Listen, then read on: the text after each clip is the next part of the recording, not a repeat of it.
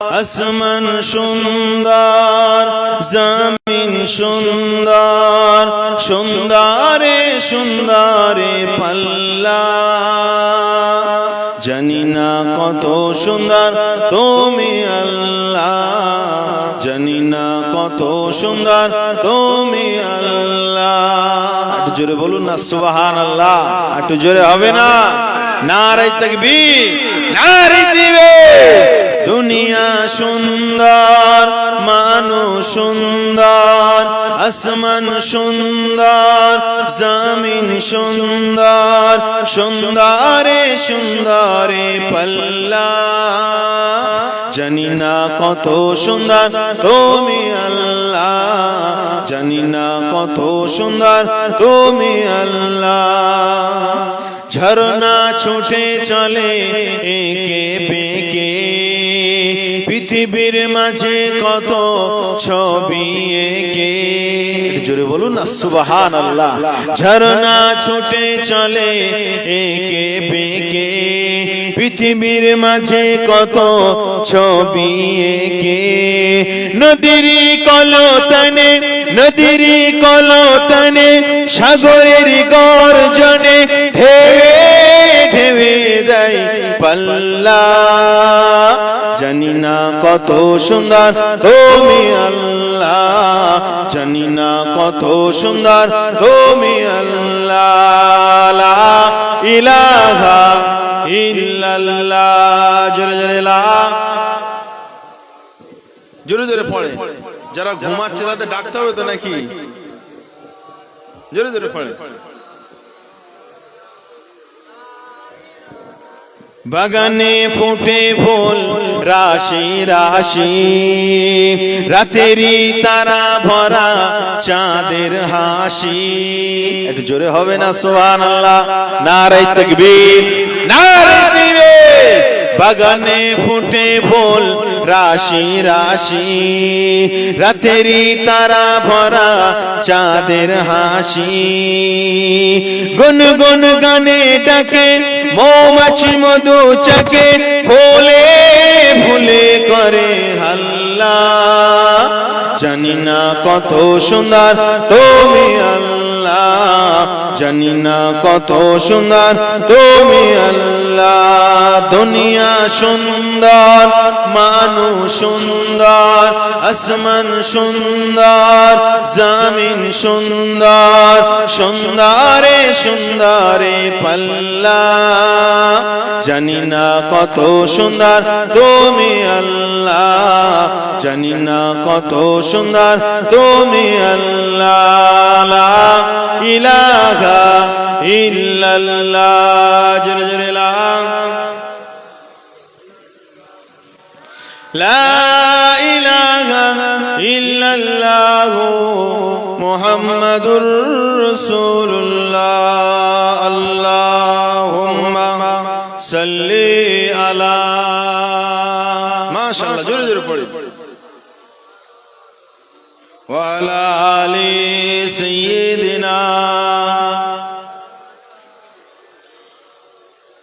قال الله تعالى في كلامه المجيد الفرقان الحميد كم من فئة قليلة غلبت فئة كثيرة بإذن الله والله مع الصابرين قال النبي صلى الله عليه وسلم من أحب سنتي فقد أحبني ومن أحبني كان معي في الجنة प्यारे हाजिराने मजलिस দিনদার ইমানদার মুরব্বিয়ান চাচাজান গণেরা আমার সমবয়স্ক নওজওয়ান তরুণ যুবক ভাইয়েরা ছোট ছোট স্নেহের বাচ্চারা আজকে জলসার সুনামধন্য সভাপতি সাহেব আপনাদের হযরত জনাব ইমাম সাহেব এবং আপনাদের মুয়াজ্জিন সাহেব আমার পর্দার অন্তরাস্থ আমার মা ও বোনেরা, সবাইকে অন্তরস্থল থেকে ভালোবাসা জানিয়ে আল্লাহ শুকরিয়া আদায় করছি দিল থেকে যে আল্লাহ এমন পরীক্ষার সম্মুখীন ফেলেও আল্লাহ আমাদেরকে বেহেশতের বাগানে বসিয়ে রেখেছেন। সকলে দিল খুলে বলুন আলহামদুলিল্লাহ। আর একটু জোরে হবে আলহামদুলিল্লাহ। শতকোটি দরুদ ও সালাম বর্ষিত হোক আকায়ে নামদার তাজদারে মদিনা ইমামুল মুরসালিন রাহমাতুল লিল আলামিন হুজুরের প্রতি। সকলে বলুন সাল্লাল্লাহু আলাইহি ওয়াসাল্লাম। আমার ভাইয়েরা, আমার আব্বা জানেরা, আল্লাহ পাক কোরআন শরীফ নাজিল করেছেন আমার রাসূল পাক সাল্লাল্লাহু আলাইহি সাল্লামের উপরে। জোরে বলুন সুবহানাল্লাহ। আমার নবীকে যে ফলো করে সে আল্লাহর গোটা কোরআন শরীফকে ফলো করে। জোরে বলুন সুবহানাল্লাহ। আমার ভাইয়েরা, নবী করিম সাল্লাল্লাহু আলাইহি ওয়াসাল্লামের মাকাম, আল্লাহর রাসূলের মর্যাদা, অনেক মানুষ রয়েছে তারা আমার নবী পাকের আজমত, আমার নবী পাকের রুতবা তারা জানে না। তারা ভাবে যে রসুলকে আল্লাহ পাঠিয়েছে দিন ইসলাম প্রচার করার জন্য, আর কিভাবে ধর্ম পালন করব ওটা শেখানোর জন্যই নবীকে পাঠিয়েছে। ঠিক না বেটি?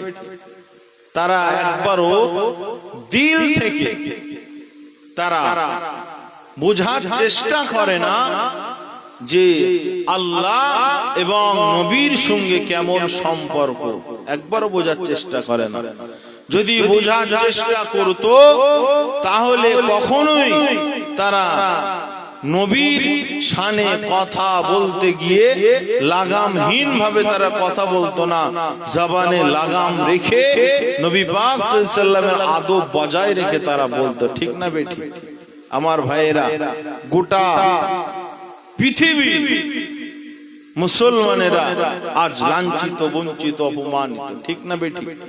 বলে কারণ কি? নবী দেখানো রাস্তা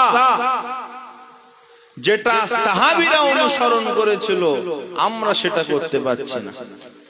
আজ ফিলিস্তিনবাসীর উপর এত নির্মম অত্যাচার, জুলুম চলছে, কোন ইসলামিক কান্ট্রি তার বিরুদ্ধে কোনো অ্যাকশন নিচ্ছে না। অথচ আল্লাহ পাক সমস্ত খনিজ দ্রব্য, পৃথিবীর সবচাইতে মূল্যবান সম্পদগুলো মুসলমানদের হাতেই আল্লাহ দিয়েছে। জোরে বলুন সুবহানাল্লাহ। কিন্তু তারপরেও তারা প্রতিহত করতে পারছে না, তাদের প্রতি আক্রমণ নিয়ে আসতে পারছে না। কারণ তাদের সব আছে ঠিকই, শুধু মুস্তাফা জানে রহমতের আদর্শ না থাকার কারণে তারা বেদুইন ইহুদিদের কাছে তারা বন্দী হয়ে গিয়েছে। সৌদি আরব যদি আপনার যে সমস্ত জায়গায় তেল ওঠে, যদি ওরা এক সপ্তাহ তেল যদি বন্ধ করে দেয়, কি গোটা পৃথিবীটা অচল হয়ে যাবে না? কোথায় আপনার ট্রেন বলেন, কোথায় আপনার প্লেন বলেন, কোথায় আপনার মিসাইল বলেন, সব তো অচল হয়ে যাবে। ঠিক না বেটি? কিন্তু করার মতো ক্ষমতা তাদের নেই। কারণ তারা তাদের কাছে বন্দী হয়ে গিয়েছে। নিজের ঈমানকে তারা তাদের কাছে বিক্রি করে দিয়েছে। আর নবীর সাহাবীগণ ঈমানকে মুস্তাফা জানে রহমতের কদমে বিলীন করে দিয়েছিলেন। জোরে বলুন সুবহানাল্লাহ। সেই জন্যই বদরে 1000 সৈন্য আর নবী সাহাবীদের 313 জন সৈন্য, নবী সাহাবীরা 313 জন, তারপরেও নবী সাহাবীরা জিতে গিয়েছিল। কারণ তারা ঈমানের সওদা করেছে আল্লাহ এবং আল্লাহর রাসূলের সঙ্গে। জোরে বলুন সুবহানাল্লাহ। আর এইদিকে আমাদের এই আরব দেশগুলো, আরবি কান্ট্রিগুলো, তারা তাদের ঈমানি সওদা করেছে তারা ইহুদিদের সঙ্গে। জোরে বলো নাউজুবিল্লাহ। আমার ভাইয়েরা, যুবক ভাইয়েরা, আজ আমরা এই ভারতের জমিনে বসবাস করছি, খুব কঠিন পরিস্থিতি কিন্তু বাবা। ঠিক না বেটি? এই ওয়াকফ বিল নিয়ে সমস্যা হচ্ছে কি হয়নি? অনেক মুসলমান জানেই না, জানে না, আইপিএল নিয়ে ব্যস্ত, কাদের কত রান হচ্ছে, কবে কাদের খেলা, এই সব নিয়ে তারা ব্যস্ত। তারা ভাবে ওই সিএ বিল মানে নাগরিকত্বর বিল, ওই নিয়ে একটু তোলপাড় হয়েছিল, আবার মিটে গিয়েছে। বাবরি মসজিদ নিয়ে তোলপাড় হয়েছিল, আবার মিটে গিয়েছে। এও ওই ধরনের একটা, কিন্তু পরিকল্পনাটা বোঝার চেষ্টা করছে না, ঠিক না বেটি? আমার ভাইয়েরা, রাসূল করিম সাল্লাল্লাহু আলাইহি ওয়াসাল্লাম আমাদের মাঝে যে ধর্মটা রেখে গিয়েছেন, সেটাই সেই ধর্মের নাম কি বাপ? জোরে বলো। ইসলাম ধর্ম। ইসলাম ধর্ম আল্লাহ কবে দুনিয়াতে পাঠিয়েছিলেন? যখন নবী আদম আলাইহিস সালামকে আল্লাহ দুনিয়াতে পাঠিয়েছিলেন। জোরে বলুন সুবহানাল্লাহ। আর আমার নবী আসা পর্যন্ত 1 লক্ষ মতান্তরে 2,24,000 নবী রাসূল গুজরে গিয়েছেন। তারপরে আমার নবী পাক এসেছে, আল্লাহ আমার নবীর মাধ্যমে সেই ইসলামটাকে মুকাম্মাল করে দিয়েছে। জোরে বলুন সুবহানাল্লাহ। তো ইসলামের শত্রু যুগ যুগ ধরে চলে আসছে, তারা ইসলামকে মিটানোর চেষ্টা করছে, কিন্তু সাহায্য কে করছে? আমার আল্লাহ সাহায্য করছে। কিন্তু আজ আমরা আল্লাহ সাহায্য পাচ্ছি না। কারণ কি? যখন তারা সাহায্য চেয়েছিল, সাহায্য নেওয়ার মতো পাত্র তারা ছিল, আর আমরা সাহায্য চাচ্ছি আল্লাহর কাছে, কিন্তু আল্লাহ যে সাহায্য আমাদের করবে ওই পাত্রটা আমাদের এখনো তৈরি হয়নি। বুঝলে? কেউ কারো যদি আপনার ওয়াকফ নিয়ে কারো যদি বুক ফেটে যায়, ভালো করে বুঝবেন, ওয়াকফ নিয়ে কারো যদি বুক ফেটে যায় যে ওয়াকফ সংশোধনী বিলের নামে মুসলমানদেরকে মেরুদণ্ডের হাড় ভেঙে দেওয়ার পরিকল্পনা করেছে, কারো যদি ওয়াকফ নিয়ে যদি কারো বুক ফেটে যায় আর ও যদি আন্দোলন করে, মিছিল করে, আর পরের বারে গিয়ে যদি দেখা যায় যে অন্য ধর্মের সংস্কৃতি নিয়ে তাও সে আনন্দে মাতছে, মানে বুঝতে হবে তার উদ্দেশ্য খারাপ। সে আন্দোলন করেছে ঠিকই, কিন্তু লৌকিকতা, লোক দেখানো আন্দোলন করেছে। ও আন্দোলনের দাবি জানিয়েছে ঠিকই, কিন্তু একবারও যিনি আল্লাহ সৃষ্টিকর্তা তার দিকে একবারও রুজু হয়নি। কিন্তু মুস্তাফা জানে রহমান সাল্লাল্লাহু আলাইহি সাল্লাম তিনি যখনই কোনো বিপদে পড়েছেন, আল্লাহর কুদরতি কদমে সিজদায় পড়ে গিয়েছেন। জোরে বলুন সুবহানাল্লাহ। পৃথিবীর মানুষ শিরক করবে আর আল্লাহ পাকের সাহায্য নিয়ে চলে আসবে। আমার ভাইয়েরা, রাসূল করিম সাল্লাল্লাহু আলাইহি সাল্লাম কে? আল্লাহ পাক তার কেমন মর্যাদা দিয়েছে, আল্লাহর সঙ্গে কেমন সম্পর্ক, আগে এটা জানি, তারপরে মূল বক্তব্যের দিকে এগিয়ে যাব, ঠিক না? রাসূল করিম সাল্লাল্লাহু আলাইহি ওয়াসাল্লামকে আল্লাহ পাক বলেছেন ওয়ারাফা'না লাকা যিকরাক, হাবিবের শান মান মর্যাদাকে আমার আল্লাহ বুলন্দ করেছে। জোরে বলুন সুবহানাল্লাহ। আচ্ছা বলেন, পৃথিবীর মানুষ যখন রাসূল করিম সাল্লাল্লাহু আলাইহি সাল্লাম এসেছিলেন দুনিয়ার জমিনে, তখন একজনও ঈমানদার ছিল? একজনও ঈমানদার ছিল? আচ্ছা বলেন, পৃথিবীর তারপরে রাসূল করিম সাল্লাল্লাহু আলাইহি সাল্লাম আসলেন, কালেমার দাওয়াত দিলেন, বলেন পৃথিবীর মানুষ সেই সময় যারাই কালেমা পড়েছিল আগে আল্লাহর উপরে বিশ্বাস করেছিল নাকি আগে নবীর উপরে বিশ্বাস করেছিল? বলেন তো দেখি। ঈমান এনেছে? কথা বলুনি ভাই, ইশারায় কথা বলো। ঈমান এনেছে মক্কা যারাই আমার নবীর হাতে হাত দিয়ে ঈমান এনেছে। আচ্ছা বলে, তারা সর্বপ্রথম আল্লাহর উপরে বিশ্বাস করেছে, আল্লাহর উপরে বিশ্বাস স্থাপন করেছে, নাকি নবীর উপরে বিশ্বাস স্থাপন করেছে? বলেন তো। আমার ভাইজানেরা, একজনা বলছে আল্লাহর উপরে। আমার ভাইয়েরা, আল্লাহ রাব্বুল আলামিন যখন আমার নবীর বয়স যখন 40 বছর বয়স হয়ে গেল, গোপনে কালেমার দাওয়াত দিচ্ছে।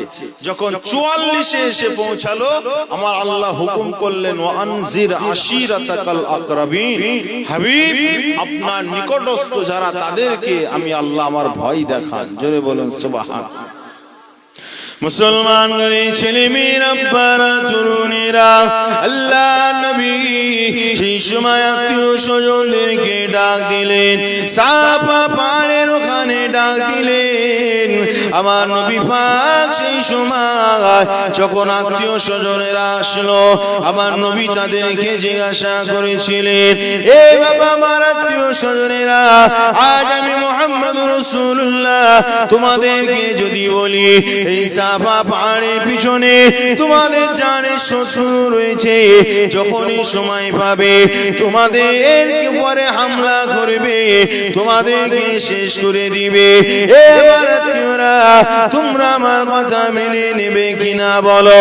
সেই সময় মক্কার মানুষেরা বলেছিল, মুহাম্মদ অবশ্যই অবশ্যই আমরা তোমার কথা মেনে নেব, কারণ হলো তুমি আজ পর্যন্ত একটাও মিথ্যা কথা বলনি, তুমি কখনো আর কি চলেও একটাও মিথ্যা কথা বলনি, অবশ্যই তোমার কথা মেনে নেব। এই নওজোয়ান তরুণেরা, আল্লাহ নবী সেই সময় বলেছিল, বাবা ও আমার আত্মীয় স্বজনেরা, তাহলে তোমরা এক আল্লাহর প্রতি ঈমান নিয়ে আসো, এক আল্লাহকে আল্লাহ বলে মেনে নাও, এক আল্লাহকে সৃষ্টিকর্তা বলে মেনে নাও, এক আল্লাহকে রিজিকদাতা বলে তোমরা মেনে নাও, তাহলে তোমরা কামিয়াবি হয়ে যাবে, তাহলে তোমরা নাজাত পেয়ে যাবে। এই যুবকেরা, তরুণেরা, আমার আব্বারা, মায়েরা শুনে রাখো, আমার আল্লাহ আল্লাহর পরিচয় দেওয়ার জন্য আমার নবী পাককে আল্লাহ পাক হুকুম করেছে। সেই নবী পাক আল্লাহর বিশ্বাস করানোর আগে আমার নবী নিজের বিশ্বাসটা করালেন। হে মক্কার মানুষেরা, আমি মুহাম্মদ যেটা বলছি তোমরা ওটাকে বিশ্বাস করো কি করো না। এই বুঝে আসছে কথা? আল্লাহ বলেছে আমার ভয় দেখাও, আমি খালেক, আমার পরিচয় দাও। কিন্তু আমার নবী সাফা পাহাড়ে ডেকে আমার নবী তো বলতে পারতেন যে তোমরা এক আল্লাহকে মেনে নাও, ডাইরেক্ট বলতে পারতেন, কিন্তু আমার রাসূল পাক সাল্লাল্লাহু আলাইহি সাল্লাম জানেন যে মক্কার কাফেরেরা, পৃথিবীর মানুষেরা, তারা আল্লাহ কেমন, আল্লাহ কি তারিফ, আল্লাহর কেমন উজুদ বা আল্লাহর অস্তিত্ব কেমন, একটা মানুষ চোখে না দেখলে তো বিশ্বাস করবে না। করবে? চোখে না দেখলে একজন মানুষ বিশ্বাস করবে না। তো রাসূল করিম সাল্লাল্লাহু আলাইহি সাল্লাম তিনি তো রয়েছেন, আর আল্লাহকে কেউ দেখেনি। হঠাৎ যদি কেউ আল্লাহর একটা অদৃশ্য আলিমুল গায়েব, ইলমে গায়েবের খবর যদি বলে, তাহলে মানুষ মেনে নেবে? এই মানুষ মেনে নেবে? এখন যদি বলি এখানে ফারিস্তা অবতরণ হয়েছে, মানুষ মেনে নেবে? এই আমি যদি বলি মেনে নেবে?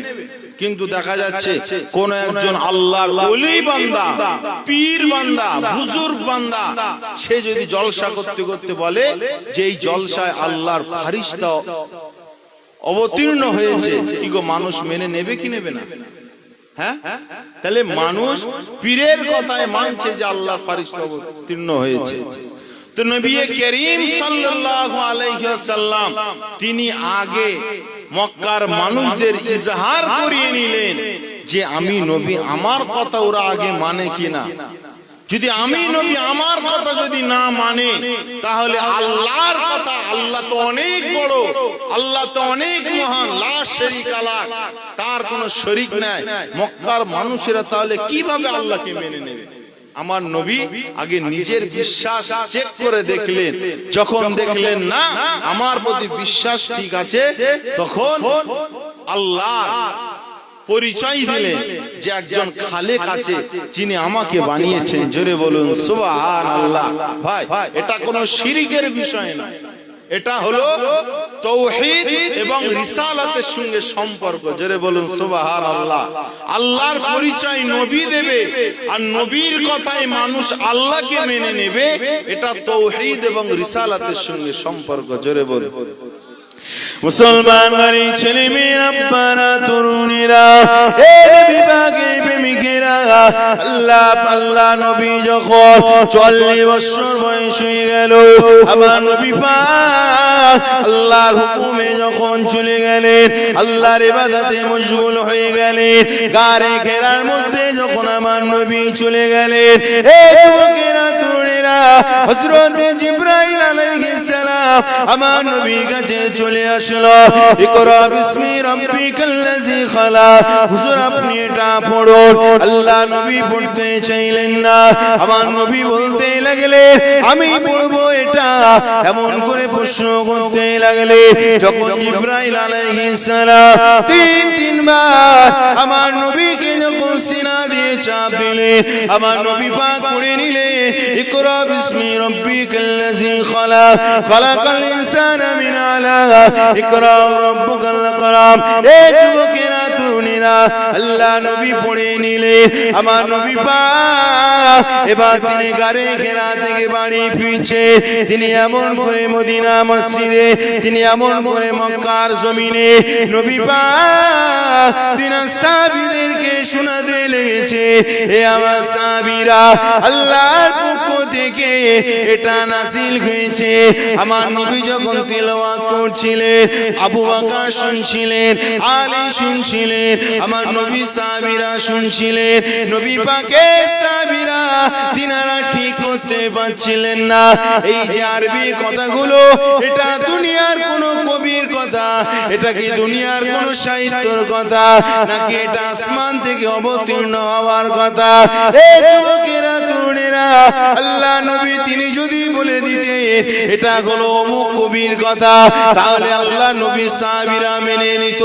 আমার নবী যদি বলে দিতেন অমুক সাহিত্যিকের কথা, তাহলে সাহাবীরা ওটা মেনে নিত। এই যুবকেরা, তরুণেরা, ওটা আল্লাহর কোরআন কি কোরআন না, ওটা ডিপেন্ড করছে আমার নবীর জবানের উপরে। আমার নবীর জবান থেকে যেটা বাইর হবে, নবীর সাহাবীরা সেটা মেনে নেবে। আমার নবীর জবান থেকে বাইর হয়েছে, এটা আল্লাহ পাকের কালাম, আমার নবীর সাহাবীরা ওটাকে আল্লাহর কালাম হিসাবে মেনে নিয়েছে। একটু জোরে হবে না সুবহানাল্লাহ? নারায়ে তাকবীর, নারায়ে তাকবীর। কি আলোচনা অসুবিধা হচ্ছে নাকি? হ্যাঁ, এটা ভালো করে শুনতে হবে। কি ও যুবক ভাইরা, একটু অন্যদিকে যাবো নাকি? সব দিকে যাবো ইনশাআল্লাহ, সব দিকে, গোটা ভারতবর্ষ ঘুরবো, গোটা দেশ ঘুরবো, ঠিক না বেটি? তো নবী পাক সাল্লাল্লাহু আলাইহি সাল্লাম তিনার জবান থেকে যেটা বাইর হবে, আর ওটা মেনে নেওয়ার নামই হলো ঈমান। জোরে বলুন সুবহানাল্লাহ। আমার নবীর জবান থেকে যদি বাইর হতো অমুক সাহিত্যের কথা, নবীর সাহাবীরা এক বাক্যে মেনে নিত। নিত কি নিত নি? তারা নবীর সাহাবীরা এটা যে আল্লাহর কুরআন মেনে নিয়েছে, কার কথা? আমার নবীর কথা। এটাই হলো তাওহীদ এবং রিসালাতের সঙ্গে সম্পর্ক। জোরে বলুন সুবহানাল্লাহ। আর দুনিয়ার মানুষেরা তাওহীদ রিসালাতের সম্পর্ক না বুঝে আমার আল্লাহ থেকে নবীকে এতটাই মানে পৃথক করে দিয়েছে যে নবী আমাদের মতো, আমাদের সঙ্গে তুলনা করে দিয়েছে। জোরে বলো নাউজুবিল্লাহ। কি গো, এই আকীদা রাখা যাবে? আকীদা রাখা যাবে না। আল্লাহর সঙ্গে আমার নবী পাকের যে সম্পর্ক, শুনে কিয়ামত তো হবে একদিন, তাই তো নাকি? গোটা কিয়ামতের ময়দান আল্লাহ পাক বিচার নেবেন ঠিকই, কিন্তু গোটা কিয়ামতের ময়দান কিভাবে বিচার সালিশ হবে সেটা আমার নবী পাক তিনি ম্যানেজমেন্ট করবেন, তিনি পরিচালনা করবেন। জোরে বলুন সুবহানাল্লাহ।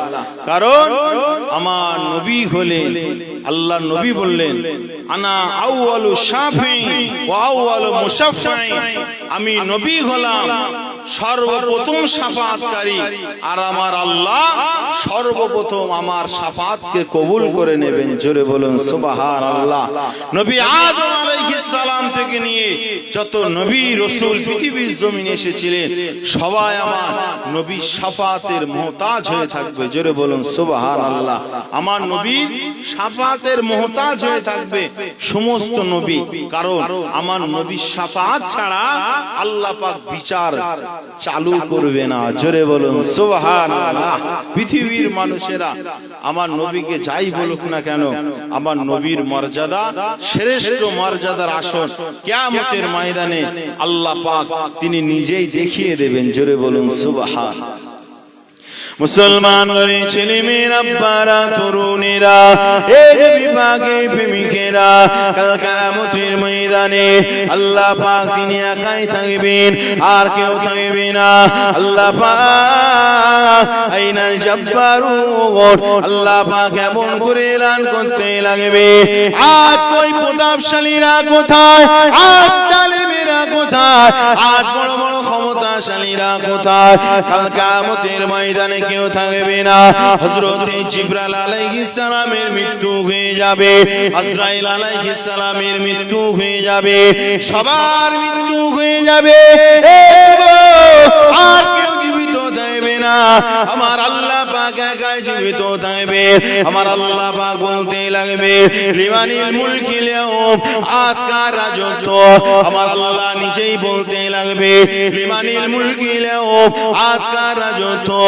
এই যুবকেরা, তরুণেরা, আমার আল্লাহ পাক নিজেই আবার বলবেন, লিল্লাহি ওয়াহিদিল কাহার, একমাত্র মহাপ্রতাপশালী রব্বুল আলামিনের রাজত্ব। জোরে বলুন সুবহানাল্লাহ। এই জওয়ান তরুণীরা, এই বিভাগে প্রেমিকেরা, আজ পৃথিবীর জমিনে বাবা কত জালেমদেরকে আমি আপনি দেখি বাবা, জালেমেরা জুলুম করে আর তারা বাহু নাড়ায়, এমন করে ক্ষমতা দেখায়। আজ আমাদের রাজত্ব, আজ আমরা দেখে নেব।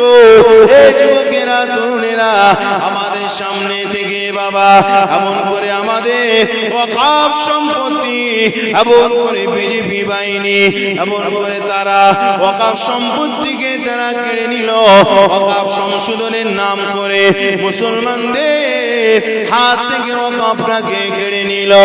এই যুবকেরা এমন করে যারা আন্দোলন করছে বাবা, তাদের বিরুদ্ধে তারা গালাগালি করছে, এমন করে তারা চ্যালেঞ্জ করছে, মুসলমানেরা কিছুই করতে পারবে না, মুসলমানদের কোনো ক্ষমতা নাই, কারণ মুসলমানেরা হলো সংখ্যালঘু আর আমরা হলাম সংখ্যাগরিষ্ঠ। এই ঠিক না বেটি? কি গো, আজ জালিম সরকার তারা রাজত্ব দেখাচ্ছে কি দেখায়নি? হ্যাঁ, নিজের ইচ্ছা মতো তারা আইন পাশ করছে, ইচ্ছা মতো। ওয়াকফ সম্পদ, ওয়াকফ সম্পদ আমার বাপ দাদারা বোঝেন জিনিসটা। সংশোধন বিল পাস হয়েছে ঠিকই, কিন্তু এর মধ্যে অনেক বড় রহস্য ঢুকে রয়েছে, মানুষেরা বোঝার চেষ্টা করে না। এই যে ওয়াকফ বিল যেটা পাস হলো, কি গো, এই বিষয়ে একটু বলি দু চার কথা। সবার ইমানি দায়িত্ব জানা দরকার, কারণ আজকে ওয়াকফ হয়ে গিয়েছে, কাল আপনার ভারত অস্তিত্বই থাকবে না, বুঝাচ্ছে কথা। তো এই যে ওয়াকফ বিল যেটা পাস হলো, এই ওয়াকফ বিলে অনেক সংশোধন নিয়ে এসেছে, কিন্তু তার মধ্যে কিছু কিছু ভেরি ভেরি ইম্পর্টেন্ট, যেমন প্রথম যে কুলুটা প্রথমে রয়েছে সেটা হলো মুসলমানদের সঙ্গে মানে অন্য ধর্মের দূরত্ব করার একটা পরিকল্পনা। যেমন অনেক আমাদের এই ভারতের জমিনে আমরা বসবাস করি, ঠিক আছে, তো অনেক সময় কোনো অসহায় হিন্দুর জমির প্রয়োজন হলে মুসলমানেরা দান করে কি করে না, আবার কখনো মুসলমানের প্রয়োজন হলে হিন্দু দান করে।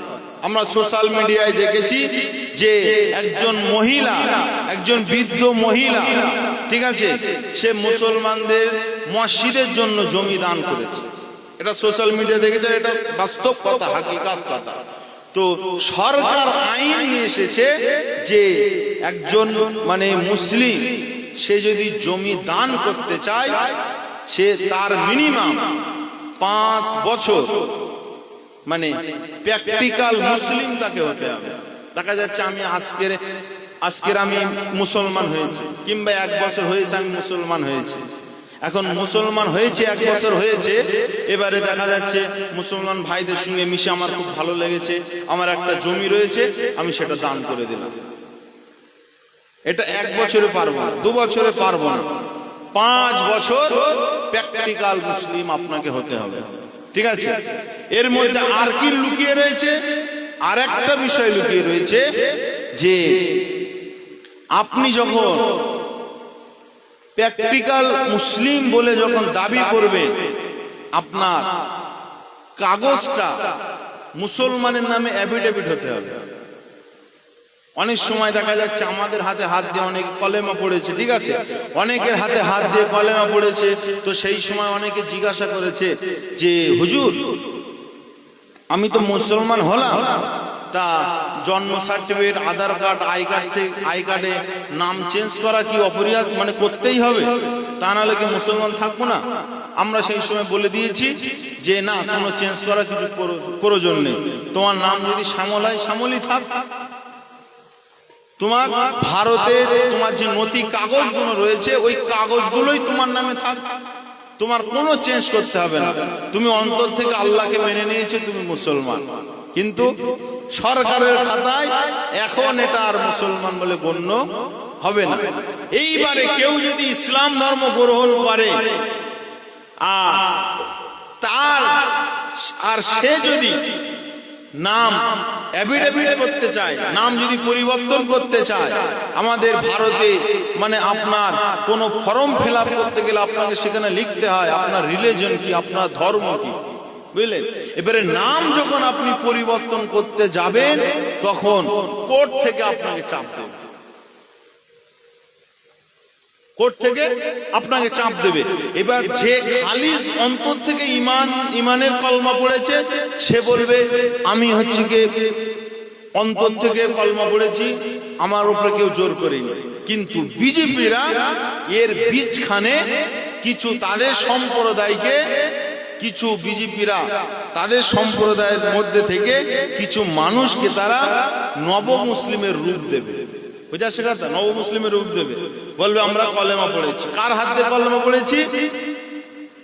যে ধরেন শিবনগর ইমাম সাহেবের হাতে কলেমা পড়েছে, ঠিক আছে, এবার ওর নাম এফিডেভিট করতে যাচ্ছে, এবার কোর্টেতে জিজ্ঞাসা করলো তুই কলেমা পড়েছিস? বলে না, আমি কলেমা পড়তে চাইনি, ওখানকার ইমাম সাহেব আর ওই গ্রামের লোক জোর করে আমাকে কলেমা পড়িয়েছে। কি হয়ে গেল? তুমি আতঙ্কবাদী হয়ে গেলে, তুমি জিহাদি হয়ে গেলে, তুমি জোর জবরদস্তি ভাবে একজন বেধর্মীকে তুমি কলেমা পড়াচ্ছ, তোমার গ্রামে সিল পড়ে যাবে, তোমার মসজিদে সিল পড়ে যাবে, আর তোমাদের যে নথিগুলো সেটা মানে তোমাদের মানে নামগুলো সব জঙ্গিদের খাতায় চলে যাবে। এই ঠিক বলছি না ভুল বলছি? এটাই তাদের চক্রান্ত, এটাই তাদের পেলা আমার ভাইয়েরা। এটা তো একটা গেল, ঠিক আছে। আর যে ওয়াকফ বিলে শুধুমাত্র মুসলমানেরাই মানে তার নেতৃত্ব দেবে, কই কিভাবে কি করলে হয় না হয় শুধু মুসলমানের নেতৃত্ব দেবে, এটা আইন ছিল। কিন্তু এটা পরিবর্তন হয়ে তাদের নতুন সংশোধনের নামে কি নিয়ে এসে যে মানে আগে দুজনা লিমিট ছিল যে 2 জন বেধর্মী থাকতে পারবে, তো নতুন সংশোধনের নামে তারা বিল নিয়ে এসেছে যে 2-এর অধিক হিন্দু ধর্মের মানুষ মানে তাদের নেতারা, বুঝলে, হিন্দু ধর্মের মানুষ তারা এই মানে বোর্ডের মানে সদস্য হয়ে তারা থাকবে 2-এর অধিক। এবার 2-এর অধিক আমাদের দেশে তো মানে কি বল, দুর্নীতি চলে কি চলে না, ইনসাফ হয়। এবার 2-এর অধিক মানে দেখা যাচ্ছে এমন অধিক, দেখা যাচ্ছে হয়তো 10 জন যদি কোনো মুসলমান সদস্য থাকে আর ওদের সদস্য হয়তো 12 জন থাকবে। কেন লিমিট বেঁধে দেয়নি তো, এবারে বলে মুসলমানের যোগ্যতা নেই, এরা খাবার ধান্দায় রয়েছে, সেই জন্য ওয়াকফকে বাঁচানোর জন্য আমরা 12 জনকে সিলেক্ট করেছি, বুঝলে। এইবারে মুসলমানদের ধরেন বোর্ডে 10 জন রয়েছে, আর হিন্দু সম্প্রদায় ধরেন 12 জন রয়েছে, তাহলে কারা সংখ্যালঘু হলো? মুসলমান সংখ্যালঘু হয়ে গেল। আর সংখ্যাগরিষ্ঠ কারা হলো? হিন্দুরা সংখ্যাগরিষ্ঠ হয়ে গেল। এইবারে পার্লামেন্টে যা বিল পাস হয়েছে তো হয়েছে, দুর্নীতি তো ওর থেকে তো 1000 গুণ বেশি হবে, তাই তো নাকি? এবারে কোন কোন বিষয়, ছোটখাটো বিষয়, হাবি জাবি বিষয়, সবকিছু শেষ ফাইসাল্লা দেবে, সবকিছু সিদ্ধান্ত হবে সংখ্যাগরিষ্ঠদের উপরে। সংখ্যাগরিষ্ঠ হিন্দু 12 জন রয়েছে, আর মুসলমান 10 জন রয়েছে। এখন 12 জন যদি কথা বলে, 10 জনের কথা এলাও হবে। যেরকম পার্লামেন্টে হিন্দুরা মানে বিজেপির লোকেরা বেশি ভোট দিয়েছে, তাদের বিল পাস হয়ে গিয়েছে। তো এই ওয়াকফ বিলে যখন সব জায়গায় মেজরিটি দেখায়, কিন্তু সব ক্ষেত্রে মেজরিটি দেখায়, তো যখন কোনো আলোচনার মজলিসে যখন হিন্দুদের মেজরিটি যখন বেশি থাকবে, তখন আর মুসলমানদের কথা গ্রহণযোগ্য হবে? হবে না। ঠিক আছে, এটা একটা হলো। এবারে এই বিল পাস হয়ে যাওয়ার পরে দেখেন কিছু কিছু দুর্নীতি হয়েছে। যেমন একটা বলি যে উত্তরপ্রদেশে ইউপিতে আপনার একজন মহিলার বাড়ি, আমাদের যেরকম এই মানে রমজান মাস আসলে একটা বাড়িতে 5-7 জন মিলে তারাবি নামাজ পড়ে, তো নাকি 5-7 জন মহিলা মিলে তারাবি নামাজ পড়ে। তো ইউপিতে এরকম দেখা যাচ্ছে একটা বাড়িতে 5-7 জন নামাজ পড়ে, মহিলা নামাজ পড়ে, ওদের নামাজ পড়তে দেবে না। কারণ আজকের 5 জন মহিলা নামাজ পড়ছে, কালকের 10 জন মহিলা নামাজ পড়বে, 2 দিন পরে দাবি করবে যেটা ওয়াকফ সম্পত্তি। চক্রান্ত বুঝতে পারছেন তো? মানে ওরা জোর করে চাপিয়ে দিচ্ছে, তোমরা আজকের 5 জনা পড়ছো, কালকে 10 জনা পড়বে, তারপরের দিন তোমরা বলে দেবে যে এটা মসজিদ, আর মসজিদ মানে ওয়াকফের জায়গা। মানে হিংসা তৈরি করছে, ঠিক না বেটি আমার ভাইয়েরা? তো এই রকম সংশোধন বিলের নামে তারা মুসলমানদের জমিগুলোকে সব আত্মসাৎ করতে যাচ্ছে। আর তার মধ্যে আর একটা হিকমত তাদের রয়েছে, যেটা হলো যে এই ওয়াকফ সম্পত্তির উপরে অনেক মানে বড় বড় কলকারখানা, ফ্যাক্টরি হয়ে রয়েছে।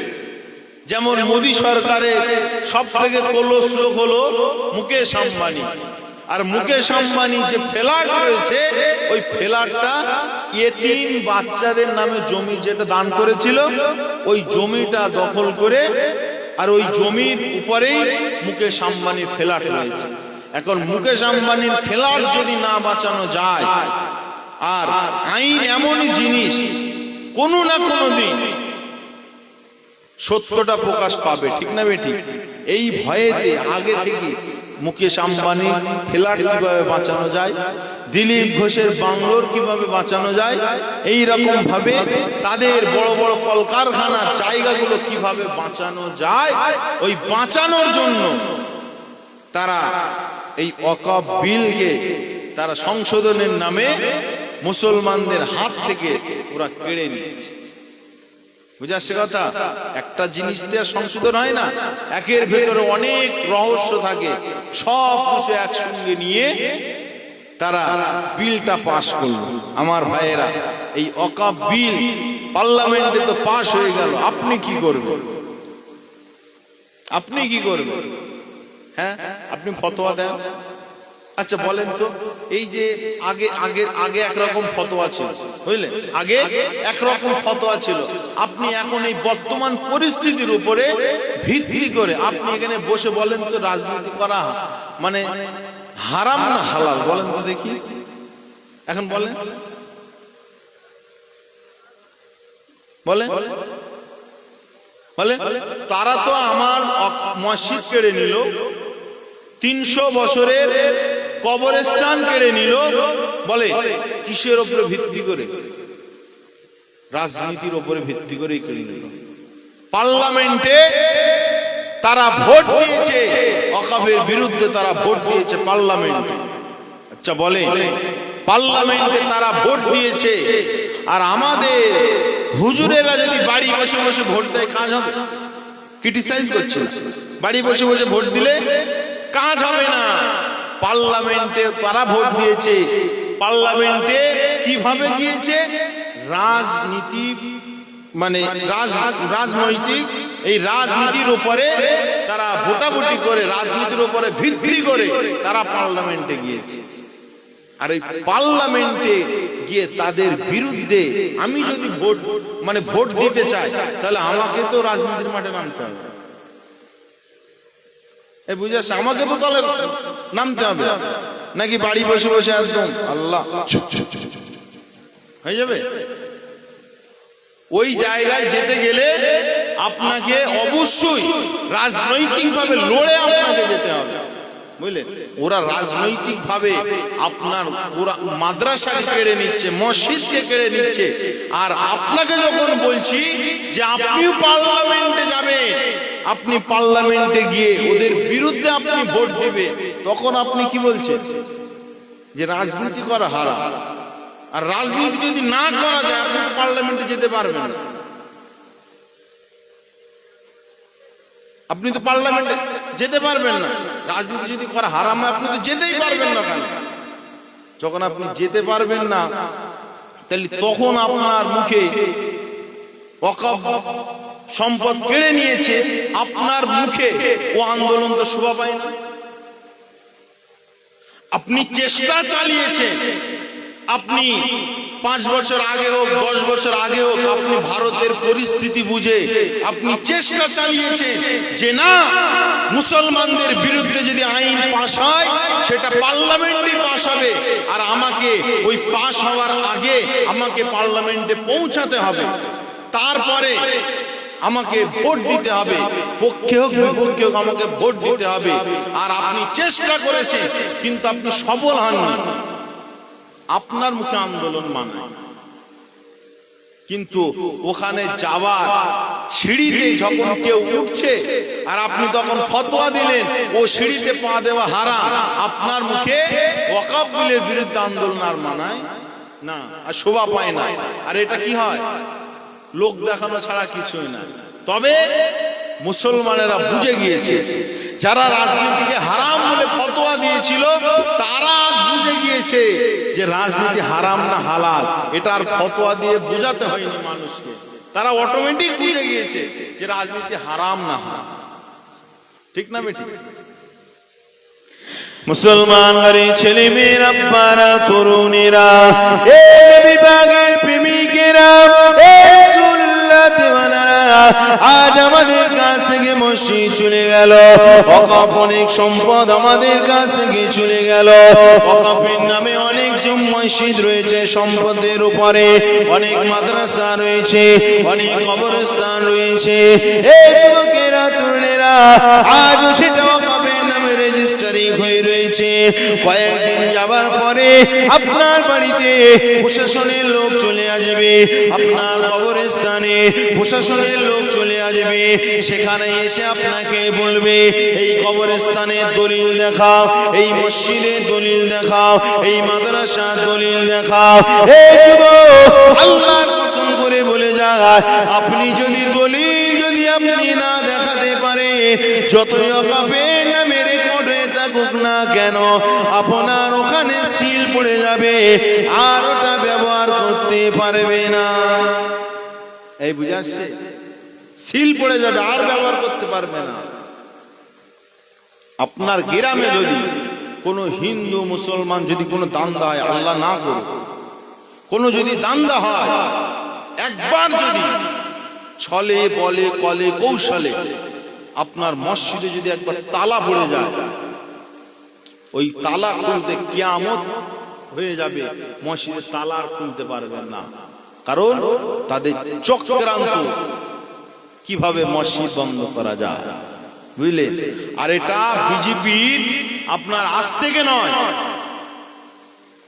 100 বছর আগে 1915 সাল থেকে, ইংরাজি সন 1915 সাল থেকে ওদের টার্গেট যে এই ভারতবর্ষকে হিন্দু রাষ্ট্র বানাবো। কি বুঝলে? হিন্দু রাষ্ট্র বানাবো, এটা টার্গেট।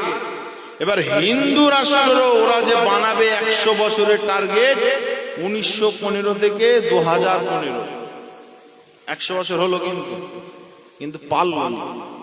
20 হয়ে গেল, 25 হয়ে গেল, ওরা শেষ দেখা দেখেই ছাড়বে। বুঝাচ্ছে কথা? একের পর এক জুলুম, অত্যাচার, নির্যাতন বেড়েই যাবে। এইবারে মুসলমান, ইসলাম ধর্ম শ্রেষ্ঠ ধর্ম, এটা সেই মানে যুগ যুগ ধরে শত্রু ছিল। সর্বপ্রথম হিন্দু ভাইদের, দলিত ভাইদের, মায়েদের, বোনেদের, আদিবাসী ভাইদের, মায়েদের, বোনেদের, যারা এমন করে অনেকে বলে যে মুজি সম্প্রদায়, অনেকে সাঁওতাল সম্প্রদায় আছে না, অনেকেই বলে আমাদের ধর্মে তার এইসব ভাগ নেই। বুঝাচ্ছে কথা? আমার অনেক হিন্দু ভাইয়েরা হয়তো ভাবছে, আপনাদের আশেপাশে হিন্দুরা বসবাস করে তো নাকি? অনেক হিন্দু ভাইয়েরা হয়তো ভাবছে যে হয়তো মোদি আমাদের জন্য হয়তো জান কুরবান করে দিচ্ছে। কিন্তু বুঝতে হবে ব্যাপারটা, সরকার, মোদি সরকারের কাছে আপনি হিন্দু এটাই আপনার জন্য যথেষ্ট নয়। কারণ আপনি যদি ব্রাহ্মণ হতে পারেন আর যদি টাকাওয়ালা হতে পারেন, তাহলে আপনি মোদির কোলে আপনি ঠাঁই পাবেন, এটা ভাবতে পারে। কিন্তু আপনি যদি আপনাদের মানে হিন্দু ধর্মের নিয়ম অনুযায়ী বলতে আমাদের খারাপ লাগে, যে আছে না ওই শূদ্র, তারপরে এরকম ভাগ আছে না, 4টে ভাগ আছে, বুঝলেন? ব্রাহ্মণ, এরকম 4টে ভাগ রয়েছে। যাই হোক, তো মানে উঁচু শ্রেণী, নিচু শ্রেণী, কর্মচারী, বুঝলেন, এরকম ভাগ রয়েছে। তো উঁচু লেভেল ভিআইপি হিন্দু, আর নিচু লেভেল মানে লো কাস্ট, মানে নিম্ন শ্রেণীর হিন্দু, বুঝলেন? নিম্ন শ্রেণীর হিন্দু যারা, তাদের এক নিয়ম। আপনি যদি বলেন যে প্রমাণ, আমি হাত কেটে আপনাকে লিখে দিতে পারি, একটা সময় আসবে আপনি বুঝে যাবেন যে যারা হিন্দু নিচু শ্রেণীর, এক নিয়া, বিজেপি বলেন, আরএসএস বলেন, এক নিয়া তাদের দাম দেয় না। বুঝাচ্ছে কথা? এই যে মানে মহাকুম্ভ মেলা হলো, ভিআইপিরা গাড়িতে করে গিয়েছে, তাদের জন্য রাস্তা খোলা। আর যারা গরিব হিন্দু, যারা দলিত আদিবাসী হিন্দু, তারা দিনের পর দিন ওখানে না খেয়ে তারা নিজের জীবনটাকে তারা গুজরেছে। অনেক মানুষের জীবন চলে গিয়েছে, একবারও তাদের খোঁজ খবর নেওয়ার প্রয়োজন মনে করেনি। কিন্তু যারা ভিআইপি হিন্দু, তাদের চারিদিকে গার্ড করে। ওরা ভিআইপি হিন্দুরা, ধর্মের স্থানে এত ভেদাভেদ থাকবে কেন? ভিআইপি হিন্দুরা যখন গিয়েছে, পুরো ঘাট খালি। আর মাইকে বাকায়দা এলান করে দিচ্ছে যে ওরা মানে ভিআইপি হিন্দু আসে, এখন কোন শ্রেণীর মানুষ এখানে নামবে না, বুঝলেন? আজকের সোশ্যাল মিডিয়ায় দেখছিলাম, হ্যাঁ আজকেরই দেখছিলাম, যে ভিআইপি হিন্দুদের মানে রাস্তার উপর দিয়ে, উত্তরপ্রদেশে ভিআইপি হিন্দুদের রাস্তার উপর দিয়ে আপনার দলিত সম্প্রদায়ে স্বামী স্ত্রী তারা বাইক নিয়ে যাচ্ছিল। তো কয়েকজন ছেলে মিলে বাইকটা দাঁড় করালো, লাঠি নিয়ে মারলো। স্বামী বলতে খারাপ লাগছে, কিন্তু কথাটা সত্য। হয়তো অনেক ভদ্র ভাষা রয়েছে। স্বামী বসে রয়েছে বাইকে, আর তার স্ত্রীর সঙ্গে খারাপ ব্যবহার করছে। কি বললাম? তার স্ত্রীর সঙ্গে খারাপ ব্যবহার করছে। কি গো, ওরা তো মুসলিম নয়। ওরা নিজেদেরকে মুসলিম বলে দাবি করে, যে দলিত বোনটার সঙ্গে খারাপ ব্যবহার করছে, ও কি নিজেকে মুসলিম বলে দাবি করে? ও তো নিজেকে হিন্দু বলে দাবি করে। কিন্তু তারা জানে, ওই আরএসএস তারা জানে যে এরা নিচু সম্প্রদায়, এরা যে রাস্তা দিয়ে যায় সেখানে অমঙ্গল হয়। সাঁওতাল সম্প্রদায় রাস্তা দিয়ে যেখান দিয়ে যায় সেখানে অমঙ্গল হয়। সেই জন্য অনেক দলিত হিন্দু তারা মন্দিরে উঠলে গঙ্গার পানি দিয়ে তারা মন্দিরটাকে ধুইয়ে দেয়। এই ঠিক বলছি না ভুল বলছি? আমার ভাইয়েরা শুনে রেখে দাও, আজকের এই ভারতের জমিনে আজ যদি আমরা মুসলমানেরা যদি শিখ, পাঞ্জাবি, আপনার দলিত, আদিবাসী, এমন করে যারা নিম্ন শ্রেণীর মানে হিন্দু ভাইয়েরা রয়েছে, আজ যদি আমরা এক প্ল্যাটফর্মে যদি আজ আমরা যদি না দাঁড়াই, আগামী দিনে আমাদেরকে তারা গোলাম বানানোর পরিকল্পনা তারা করছে। ঠিক আছে, আজকের মুসলমান সম্প্রদায়ের ওয়াকফ করে নিল, আজকের মসজিদ কেড়ে নেবে, কালকে ঈদগাহ কেড়ে নেবে, 4 দিন পরে তারা মিডিয়ায় এসে এলান করে দেবে, মিডিয়ায় এসে বলবে যে মুসলমানেরা এরা হলো দেশদ্রোহী, আর এরা দেশের সম্পদ ওয়াকফের নামে এরা জোর করে আত্মসাৎ করে, এরা এত এত হাজার বিঘে জমি এরা আত্মসাৎ করে রেখেছিল, এরা দেশদ্রোহী, এরা গাদ্দার। আজকের মুসলমানদের বলবে, ঠিক আছে, 2 দিন পরে আমাদের শিখ ভাইদের সম্পদগুলো আত্মসাৎ করবে, তাদেরকে বলবে দেশদ্রোহী, গাদ্দার।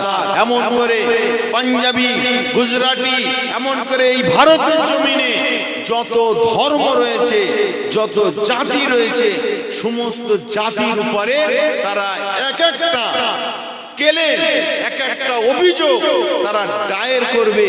দায়ের করার পরে তারা বলবে এরা ভারতের সব দেশদ্রোহী, ভারতের সব থেকে সলিড হলো ব্রাহ্মণরা, আর ব্রাহ্মণরা ভারতে রাজত্ব করবে। আচ্ছা বলেন, বিজেপি এত বড় মানে দেশদ্রোহী গাদ্দার, যে সংবিধানের উপরে হাত দিয়ে শপথ করে জিতার পরে ভোটে, যে সংবিধানের উপরে হাত দিয়ে শপথ করে, আর ওই সংবিধানকে ওরা চেঞ্জ করার জন্য ওরা সব সময় চেষ্টায় রয়েছে, সংবিধানটা কিভাবে আমরা চেঞ্জ করতে পারবো।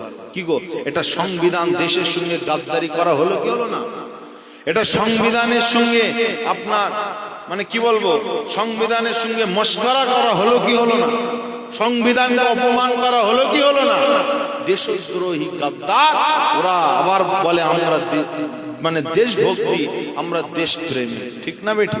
আমার ভাইয়েরা, যুবক ভাইয়েরা শুনে, এই বিজেপি সম্প্রদায় তারা কি করছে, তারা আমরা যে হিন্দু, মুসলমান, দলিত, আদিবাসী একসঙ্গে যে আমরা বসবাস করি, তবে একটা কথা আমরা সবাই জানি মুসলমান, তারপরেও বলছি যে আমরা আমার একজন মুসলিম ভাইকে যত যেমন চোখে দেখি, যেমন ভালোবাসি, একজন দলিত আদিবাসী ভাইকেই তো আমরা তেমন চোখে দেখি, ভালোবাসি।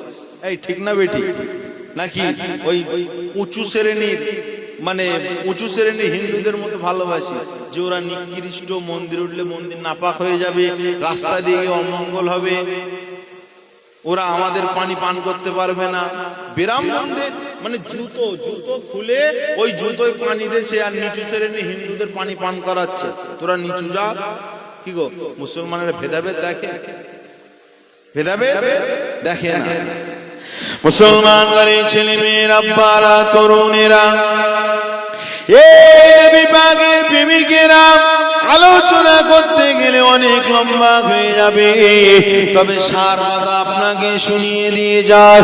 এই ভারতের জমিনে আমরা যে কাঁধে কাঁধ মিলিয়ে বসবাস করি, আর এই ভারতের জমিনকে যে আমরা ভালোবাসি, এটা আমরা আমাদের অন্তর থেকে ভালোবাসি, কারণ দেশকে ভালোবাসার নামও হলো ঈমান। জোরে বলুন সুবহানাল্লাহ।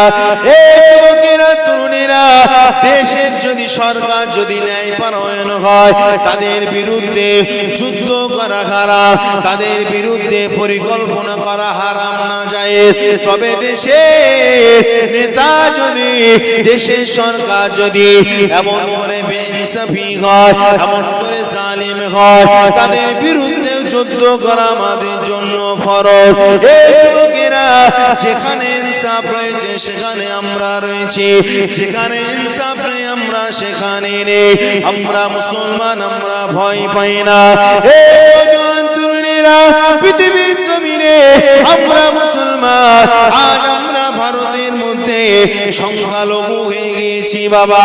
এখানে ভয় পাওয়ার কিছু না, কেউ জয়ী হতে পারে না, কারণ আমার আল্লাহ পাক কোরআন শরীফের মধ্যে জানিয়ে দিয়েছে, যেটা আমি আলোচনা শুরুতে আপনাকে বলেছিলাম, কাম মিন ফিয়াতিন কালিলাতিন গালাবাত ফিয়াতান কাসীরাতাম বিইজনিল্লাহ।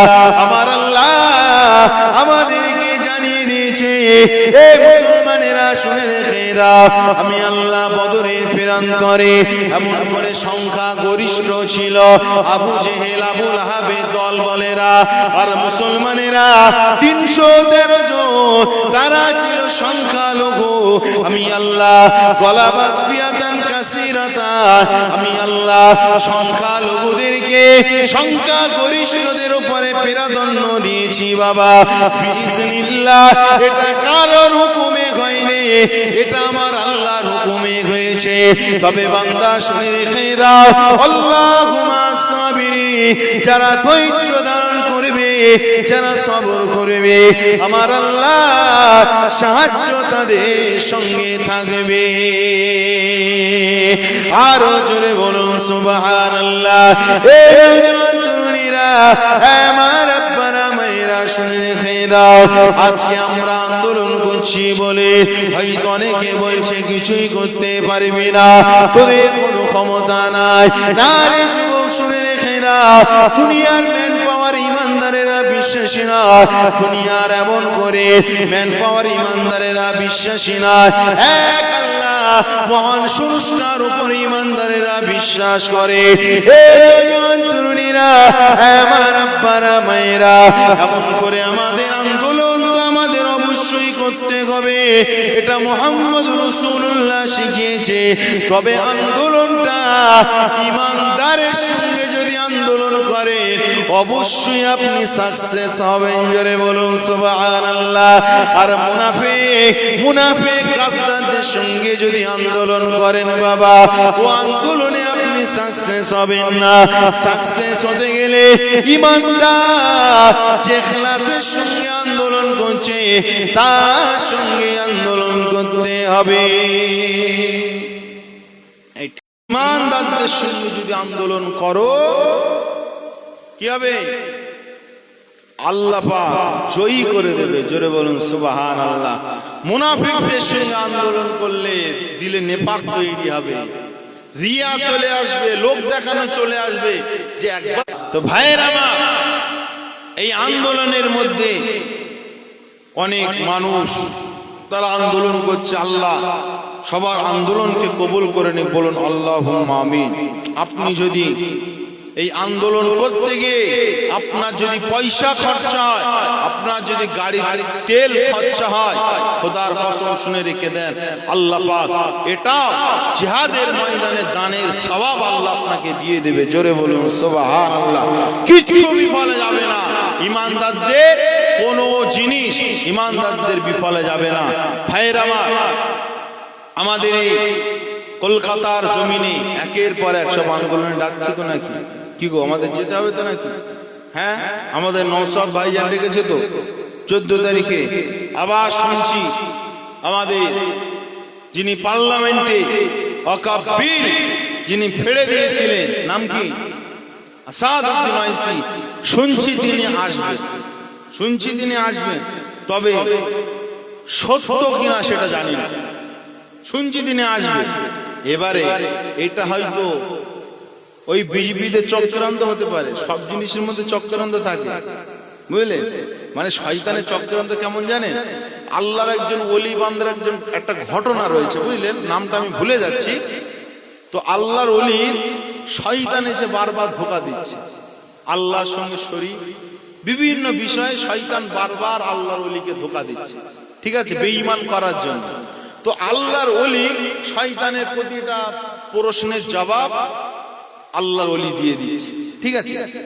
যখন 100টা হয়ে গিয়েছে, দেখছে পাচ্ছি না একে বিভ্রান্ত করার, তো শয়তান সেই সময় চলে যাবে। যাবার সময় শয়তান বলে যাচ্ছে যে তোর মধ্যে এলেম রয়েছে বলে তুই বেঁচে গেলি। এ ভাই, এইটাও শয়তানি কথা। তোর মধ্যে জ্ঞান রয়েছে বলে তুই বেঁচে গেলি, এটাও শয়তানি কথা। তো আল্লাহর ওলি তখন বলছে, আমার জ্ঞানে আমি বাঁচিনি, আমার আল্লাহ আমাকে বাঁচিয়েছেন। জোরে বলুন সুবহানাল্লাহ। তো হয়তো এটা বিজেপিদের চাল হতে পারে যে বাংলায় আসাদউদ্দিন ওয়াইসি আসবে 14 তারিখে। এখন দেখা যাচ্ছে এই খবরটা হাইলাইট হলো। হাইলাইট হওয়ার পরে দেখা গেল যে ওখানে গিয়ে দেখছে আসাদউদ্দিন ওয়াইসি আসেনি। তখন ওরাই আবার প্রচার করবে যে আসাদউদ্দিন বুঝে গিয়েছে যে বিল প্রত্যাহার হবার নয়। আসাদউদ্দিন বুঝে গিয়েছে যে বিজেপি যে আন্দোলন করেছে ওরা আন্দোলনে সাকসেস, ওরা কামিয়াবি হয়েছে, আর ওরা ন্যায়ের উপরেই ওরা প্রতিষ্ঠিত রয়েছে। আসাদউদ্দিন বুঝে গিয়েছে যে আমরা যেটা করছি ভুল করছি, অতএব ওই 14 আর আসার প্রয়োজন নেই। এই রকম ভাবে তারা মানুষের কানে কানে গুজব ছড়াবে। এই বুঝে আসছে কথা? যদি আসে আলহামদুলিল্লাহ, তবে কোনো প্রমাণ নেই তিনি আসবেন। বুঝে আসছে কথা? তো আমাদের এই 14 তারিখে আমাদের মানে নওশাদ সিদ্দিকী সাহেব, এমএলএ নওশাদ সিদ্দিকী সাহেব, তিনি আন্দোলনে তিনি বিল প্রত্যাহারের জন্য তিনি ডাক দিয়েছেন। কি গো, তার ডাকে সাড়া দেওয়া কি গো আমাদের ইমানি দায়িত্ব, হ্যাঁ কি না? জমিয়াতে উলামায়ে বাংলা যে ডাক দিয়েছে, ডাকে সাড়া দেওয়া আমাদের ইমানি দায়িত্ব। 26-এ শনিবার ব্রিগেডে ডাক দিয়েছে, তাই তো? ওই ডাকে সাড়া দেওয়া কি আমাদের ইমানি দায়িত্ব। সাড়া আমাকে আপনাকে দিতেই হবে, এটা হলো আমাদের ইমানি দায়িত্ব। যারা আমাদের জন্য ডাক দেবে এটা হলো আমাদের ইমানি দায়িত্ব, যেতেই হবে। বুঝাচ্ছে কথা? কারণ এটা ওয়াকাফ আন্দোলন আমাদের হিন্দু ভাইদেরকে বুঝতে হবে। এটা শুধু মুসলমানদের ওয়াকফ সম্পদের উপর ভিত্তি করে হয়েছে ঠিকই, কিন্তু হিন্দু ভাইদের বুঝতে হবে, শিখ ভাইদের বুঝতে হবে, দলিত ভাইদের বুঝতে হবে যেটা একটা সংবিধান বিরোধী আন্দোলন হয়েছে। ঠিক না বেটি? আজকের সংবিধান বিরোধী আন্দোলন করে তারা ওয়াকফকে আত্মসাৎ করলো। কালকেরে তোমাদের সম্পত্তি, তোমাদের সমস্ত জিনিস যেগুলো তোমাদের পূর্বপুরুষরা দিয়ে গিয়েছে স্কুলের নামে, তোমাদের মানে এমন করে আমাদের হিন্দু ভাইদের ওই যে আছে না, কোথায় ওদের থাকে উপাসনা করে, আমার গুরুদ্বার, তাই তো? হ্যাঁ, পাঞ্জাবি ভাইদের, শিখ ভাইদের। তো এই সমস্ত কাছে অনেকে দান করে গিয়েছে, ওইগুলো সব আত্মসাৎ হয়ে যাবে। কারণ আজ যদি না রুখতে পারি, আমরা কাঁধে কাঁধ মিলিয়ে সংবিধান একদিন চেঞ্জ হয়ে যাবে। দেশে তখন রাজা প্রথা চলে আসবে, বুঝলেন? ওরা রাজত্ব করবে, ঠিক আছে? এবারে দেখা যাচ্ছে যারা দলিত হয়তো তাদের জুতো মুছতে দেবে, যারা মুসলমান হয়তো তাদেরকে রাখালের মতো খাটাবে, ঠিক আছে? হয়তো তারা যারা সাঁওতাল তাদেরকে হয়তো শিকার করার জন্য পাঠাবে। কি গো, রাজা প্রজায় তো এরামই চলে, তাই না নাকি? ওরা চাচ্ছে সংবিধান চেঞ্জ করে দিয়ে ভারতের জমিন থেকে ভোটাভুটিটা চেঞ্জ করে দেবে। এটা হাকিকত কথা। আর ভাই, আপনি হয়তো কি মানে কি ভাববেন জানি না, এই জিনিসটা আব্বাস ভাইজান, এই জিনিসটাই আব্বাস ভাইজান মানে কত বছর ধরে বোঝাচ্ছে? হ্যাঁ, আপনার 10-15 বছর তো হয়ে গেল নাকি? হ্যাঁ, বেশি ছাড়া কম না। এই জিনিসটাই যেটা বর্তমানে ঘটছে, আমরা সচক্ষে দেখতে পাচ্ছি, এই জিনিসটাই আব্বাস ভাইজান এতদিন ধরে মানুষকে বোঝাচ্ছিল। মানুষ তখন বোঝেনি, তখন আব্বাস সিদ্দিকী কাফের, বেঈমান, মুশরিক বলে সব ফতোয়া দিয়েছে। এখন বুঝতে পারছে যে আব্বাস সিদ্দিকী যেটা বলেছিল সেটা ঠিক বলেছিল না ভুল বলেছিল, সেটা চিন্তা ভাবনা করে বলেছিল নাকি এমনি বাজার গরম করার জন্য বলেছিল। ঠিক না বেটি? একবার ধরে শুয়ে পড়েন, আল্লাহুম্মা সাল্লি আলা।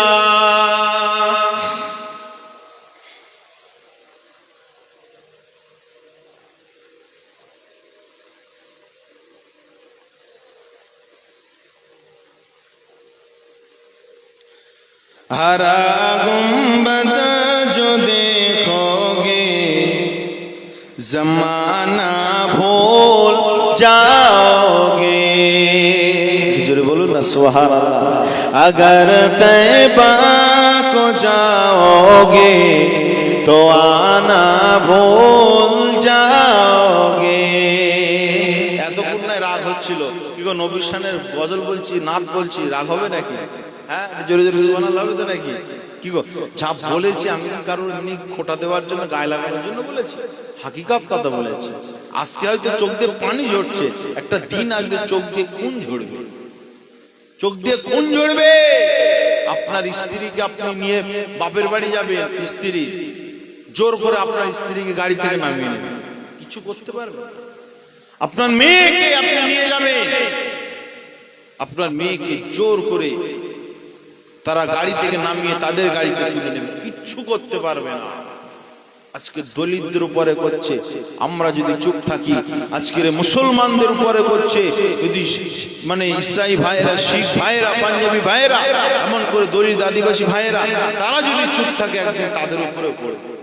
তারা যদি পারে তাদের উপর অত্যাচার হয়, আমরা চুপ থাকি, আমাদের উপর একদিন পড়বে। আর আমাদের উপরে যদি অত্যাচার হয়, তারা যদি চুপ থাকে তাদের উপর একদিন পড়বে। আমাদের দেশ বাঁচানো, সংবিধান বাঁচানোর জন্য একসঙ্গে আমাদের লড়তে হবে, বুঝলেন?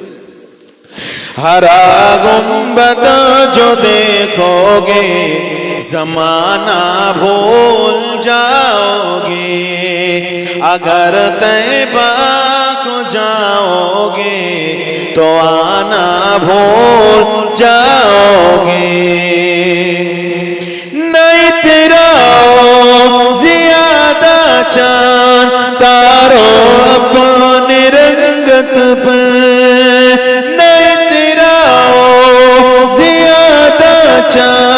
तारों अपनी रंगत पर, मेरे आका को देखोगे चमकना भूल जाओगे। এটা জোরে হবে না? मेरे आका को देखोगे चमकना भूल जाओगे। हरा गुंबद जो देखोगे ज़माना भूल जाओगे, अगर तैबा को जाओगे तो आना भूल जाओगे। अल्लाहुम्मा सल्ली अला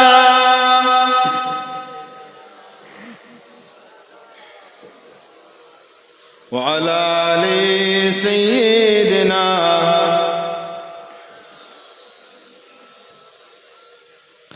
हदीसे मुस्तफा पर तुम जो हो जाओ अमल पैरा, हदीसे मुस्तफा पर तुम जो हो जाओ अमल पैरा।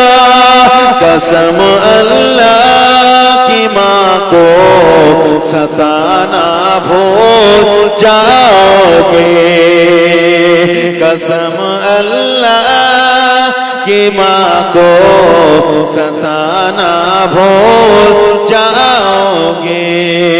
हरा गुंबद जो देखोगे ज़माना भूल जाओगे। तुम गौर से मेरा नबी की नात सुन लोगे, मेरा दावा है तुम गाना बजाना भूल जाओगे। चोरे হবে না? मेरा दावा है तुम गाना बजाना भूल जाओगे। हरा गुंबद जो देखोगे ज़माना भूल जाओगे, अगर तैबा को जाओगे तो आना भूल जाओगे।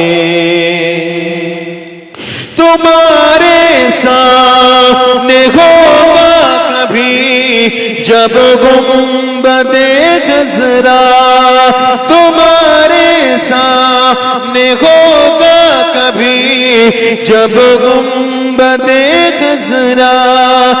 नजर जम जाएगी उस पर हटाना भूल जाओगे। नजर जम जाएगी उस पर हटाना भूल जाओगे। हरा गुंबद जो देखोगे ज़माना भूल जाओगे। अगर तैबा को जाओगे तो आना भूल जाओगे। अल्लाहुम्मा सल्ले अला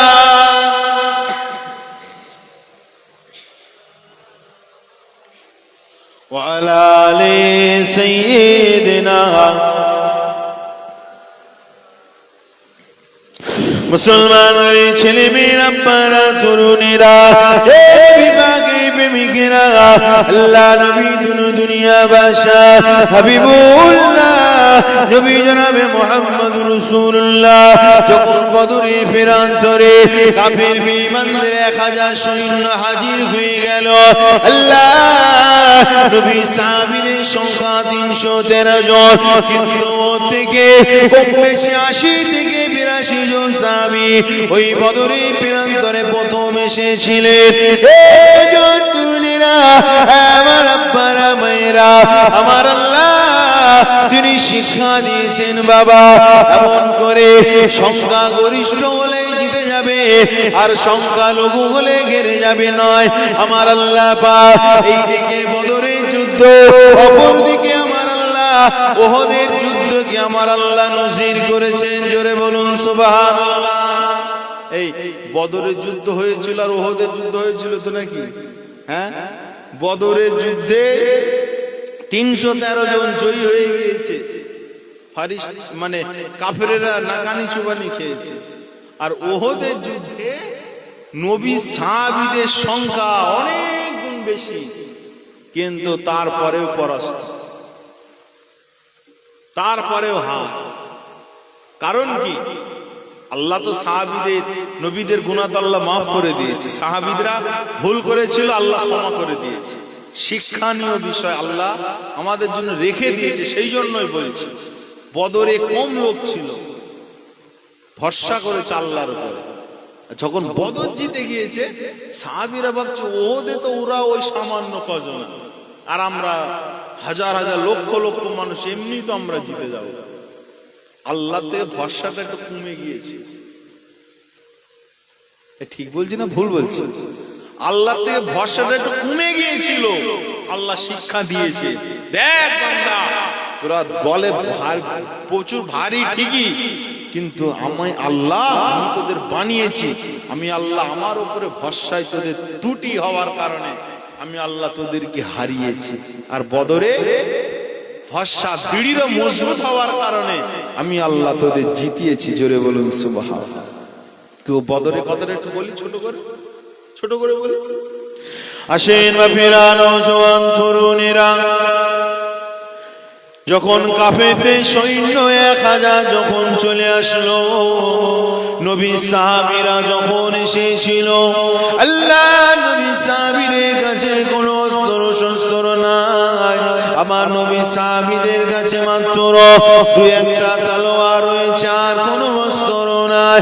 এইদিকে কাফের বেঈমানদের হাতে অস্ত্র ভর্তি। আল্লাহ নবী সাহাবীরা এমন করে বদরের প্রান্তরে লড়বে, কারণ কাফেররা আজ দেখে ছাড়বে। যেমন আজকের বিজেপি সম্প্রদায়ের মানুষেরা, আরএসএস সম্প্রদায়ের মানুষেরা ভাবছে মুসলমানেরা আজ সংখ্যালঘু, এদেরকে এমন করে তুড়ি মেরে শেষ করে দেব, এমন করে মাছি মারান নাই, মশা মারান নাই, এমন করে চেপটে শেষ করে দেব। ওইদিকে আবু জেহেল 1000 সশস্ত্র সৈন্য নিয়ে বদরের প্রান্তরে যখন এসেছিল, তারা ভেবেছিল মুসলমানেরা গুটি কত, এদেরকে এক গুলিতে শেষ করে দেব, একটা চাপ দেব, সবাই মশার মতো মারা যাবে, আজ আমরা জয়ী হয়ে যাব। পৃথিবীর জমিন থেকে ইসলামটা মুছে যাবে, ইসলামটা শেষ হয়ে যাবে। যেমন আরএসএস দলেরা, বজরংবলী দলেরা ছেলেমেয়েরা তারা যেমনটা ভাবে, এই নওজোয়ান তরুণীরা, আমার আব্বারা, এমন করে তারা চলে গেল। আল্লাহ নবী সাহাবীরা আন্দোলন কেমন করতে হবে সেটা কোরআন থেকে আপনাকে বোঝাচ্ছি, সেটা হাদিস থেকে আপনাকে বোঝাচ্ছি। হুট করে আন্দোলন করলে আপনি জিততে পারবেন না, কারণ সিস্টেমটা হতে হবে মুহাম্মদুর রাসূলুল্লাহ সিস্টেম। এই নওজোয়ান তরুণেরা, ফারিস আল্লাহ পাকের নবী সাহাবীরা এমন করে বদরের যুদ্ধে রয়েছে, কাফের বেঈমানেরা রয়েছে। আল্লাহ নবী একজন সাহাবীকে বললেন, ও সাহাবী, তুমি এবার তলোয়ারটা ধরো, কাফের বেঈমানদের বিরুদ্ধে লড়ো। কাফের বেঈমানদের দু একজনকে কাফেররা এমন করে তাদেরকে জাহান্নামী বানিয়ে দিল। আল্লাহ নবীর একজন সাহাবী চলে গেল, আবার একজন সাহাবী যুদ্ধ করতে লাগলো, ওই সাহাবী শহীদ হয়ে গেল। আবার একজন সাহাবী যুদ্ধ করতে লাগলো, ওই সাহাবী শহীদ হয়ে গেল। এই নওজোয়ান তরুণেরা, এইরকম ভাবে 7-8 জন জলিলুল কদর সাহাবী বদরের প্রান্তরে যখন এমন করে শহীদ হয়ে গেল, আমার নবী পাক চিন্তায় পড়ে গেলেন, আহারে, আজ যদি জলিলুল কদর সাহাবীরা একের পর এক শাহাদাত বরণ করে, পৃথিবীর জমিনে মানুষদের কাছে কাছে ইসলামের বাণী কিভাবে পৌঁছাবে, কারা পৌঁছাবে? আমার নবী চিন্তায় পড়ে গেলেন। আমার নবী পাক এমন করে কাঁদতে লাগলেন, অঝর নয়নে ঝরঝর করে কাঁদতে লাগলেন। এই নওজোয়ান তরুণেরা আল্লাহ নবীর কান্না দেখে নবী সাহাবীরা বলেছিল, ইয়া রাসূলুল্লাহ, ইয়া হাবিবাল্লাহ, হুজুর আপনি কাঁদবেন না, আমরা মুসা নবীর উম্মত নয়, নদীর কিনারায় নবীকে রেখে দিয়ে পালাবো। ইয়া রাসূলুল্লাহ, আমাদের জান টাকা পর্যন্ত, আমাদের শরীরে এক ফোঁটা রক্ত থাকা পর্যন্ত, ইয়া রাসূলুল্লাহ, হাবিবাল্লাহ, হুজুর আপনার সঙ্গে এই জিহাদের ময়দানে লড়ে যাব। একটু জোরে হবে না সুবহানাল্লাহ? আমার নবী সাহাবীদের ঈমানি জজবাত, ঈমানি চেতনা আমার আল্লাহ পাক দিয়েছিলেন। জোরে বলুন সুবহানাল্লাহ। ভাইরা আমার, তো আমার নবী মুসা আলাইহিস সালামের সঙ্গীরা ভেবেছিল যে নবী মুসা আলাইহিস সালাম কোন রাস্তা খুঁজে পাবে না। বুঝাচ্ছে কথা? ফেরাউন তো তাড়া করেছে, তার সঙ্গীরা ভেবেছে নবী মুসা আলাইহিস সালাম কোন রাস্তা খুঁজে পাবে না। তারা নবীকে ছেড়ে দিয়ে তারা অন্য রাস্তা বেছে নিয়েছে। বুঝাচ্ছে কথা? আল্লাহ নবী মুসা আলাইহিস সালামের জন্য রাস্তাকে খুলে দিয়েছে, আল্লাহ খুলে দিয়েছে। পরিস্থিতিটা আপনি বুঝতে পারছেন? পরিস্থিতিটা একটু বোঝার চেষ্টা করেন আমার ভাইয়েরা। আমরা তো চাই যে সঙ্গে সঙ্গে সফল হয়ে যাবে। বলে হযরতে নবী মুসা আলাইহিস সালাম তিনি যে নদীর কিনারায় গিয়েছেন, তিনি কি আদেও জানতেন যে নদীটা ফেটে গিয়ে ভাগ হয়ে গিয়ে রাস্তা হয়ে যাবে? এরই নাম হলো ঈমান। জোরে বলুন সুবহানাল্লাহ।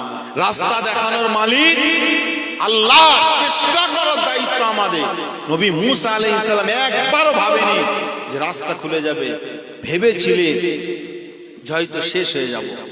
কিন্তু নবী মুসা আলাইহিস সালামের আল্লাহ পাক যে দায়িত্বগুলো দিয়েছিল, নদীর কিনারায় যাবার আগ পর্যন্ত যে দায়িত্ব, নীল নদের কিনারায় আগ পর্যন্ত আল্লাহ যে এই লম্বা বছর ধরে আল্লাহ যে দায়িত্ব দিয়েছিল, নবী মুসা আলাইহিস সালাম তিনি এক চুল পরিমাণ দায়িত্বের বেখেলাফ তিনি কাজ করেননি। জোরে বলুন সুবহানাল্লাহ।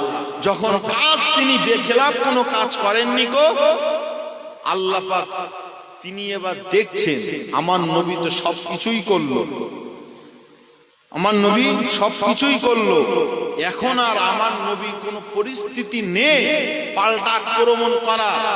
আমার আল্লাহ কি করলেন? নবীর জন্য রাস্তাটা খুলে দিলেন। তাও কোথায়? সমুদ্রের মাঝখান থেকে। জোরে বলুন সুবহান। এটাই আল্লাহর হিকমত। কি বুঝলেন? এটাই আল্লাহর সাহায্য। ঈমান ভাই শোনেন, ঈমান জিনিসটা আপনি যদি দিল থেকে না শোনেন, দিল থেকে না বোঝার চেষ্টা করে ঈমান কি জিনিস, আল্লাহর বিশ্বাস কি জিনিস, আমি বোঝাতে পারবো না। আপনি যদি এমনি মানে অলসতার মন নিয়ে, বিশৃঙ্খলা মন নিয়ে যদি আপনি শোনেন, উড়ো উড়ো মন নিয়ে, আপনি বুঝবেন না। মন থেকে বুঝতে হবে।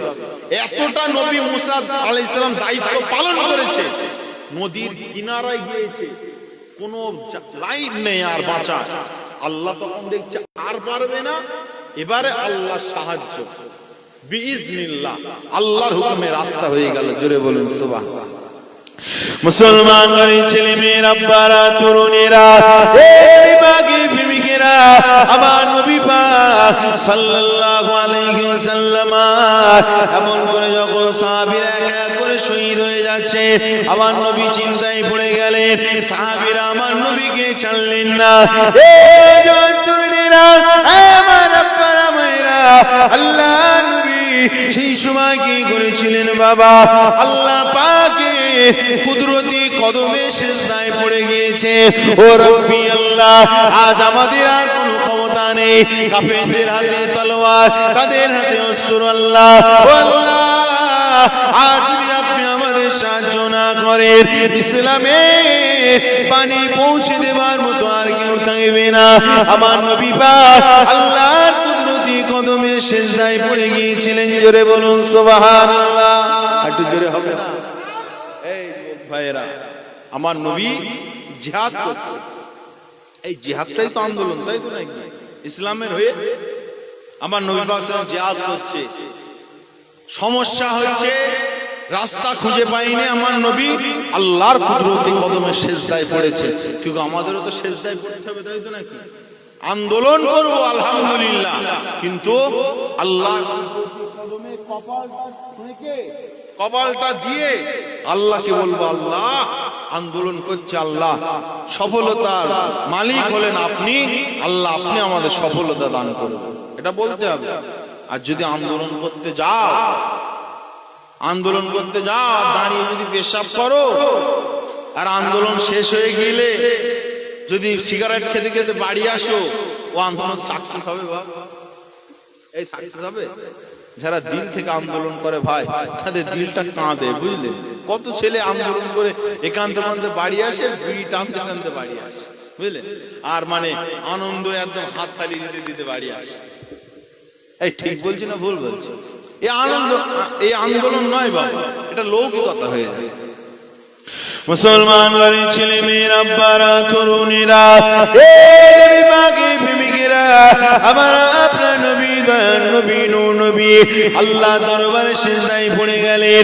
আমার নবী পাক সিজদা থেকে উঠে আমার নবী পাক এবারে মুস্কে হাসছেন বাবা, কারণ আল্লাহ পক্ষ থেকে সাহায্য দরজা খুলে গিয়েছে। জোরে বলুন সুবহানাল্লাহ। একটু জোরে বলতে হবে সুবহানাল্লাহ।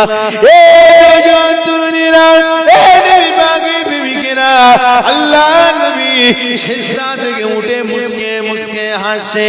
হযরত আল্লাহ নবী সাহাবী হযরত আবু বকর জিজ্ঞাসা করলেন, ইয়া রাসূলুল্লাহ, হাবিবাল্লাহ, হুজুর আপনি এতক্ষণ ধরে কাঁদছিলেন, এখন কেন হাসছো? আল্লাহ নবী বলতে লাগলেন, ও বাবা আবু বকর, ও বাবা উমর, দেখো দেখো দেখো দেখো, তোমাদের সাজে সজ্জিত হয়ে আল্লাহর ফেরেশতা হযরতে জিবরাইল আলাইহিস সালাম এই বদরের মাঠে নেমে গিয়েছেন। জোরে বলুন সুবহানাল্লাহ। একটু জোরে হবে না সুবহানাল্লাহ? কে সে? হযরতে জিবরাইল আলাইহিস সালাম। প্রথমে চেষ্টা করেছিলেন কে? নবী সাহাবীরা। চেষ্টায় ব্যর্থ, আর লাইন নেই। আল্লাহ নবী এবারে সিজদায় পড়ে গেলেন। সিজদায় পড়ে যাওয়ার পরে আমার আল্লাহ পাক দেখলেন যে না, সত্যিই কোনো আর পরিস্থিতি নেই। আমার আল্লাহ হযরতে জিবরাইল আলাইহিস সালামকে পাঠিয়ে দিলেন। জোরে বলুন সুবহানাল্লাহ। হযরতে জিবরাইল আলাইহিস সালাম চলে আসলেন। আল্লাহ নবী বলতে লাগলেন, বাবা আবু বকর, দেখো দেখো, শুধু শুধু জিবরাইল আলাইহিস সালাম নয়, জিবরাইল আলাইহিস সালামকে আল্লাহ পাক নেতা করে পাঠিয়েছেন। আমার আল্লাহ আসমান থেকে কম বেশি 3000 ফেরেশতাকে আল্লাহ যুদ্ধে সাজে যুদ্ধের সাজে সজ্জিত করে আমার আল্লাহ পাঠিয়ে দিলেন। জোরে বলুন সুবহানাল্লাহ।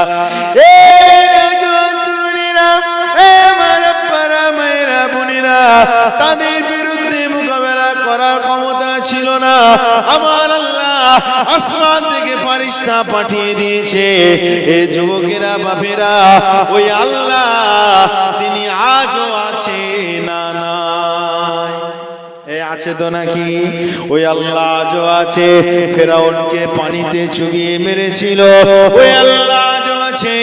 নমরুদে জুতোর বাড়ি মেরেছিল, ওই আল্লাহ আজও আছে।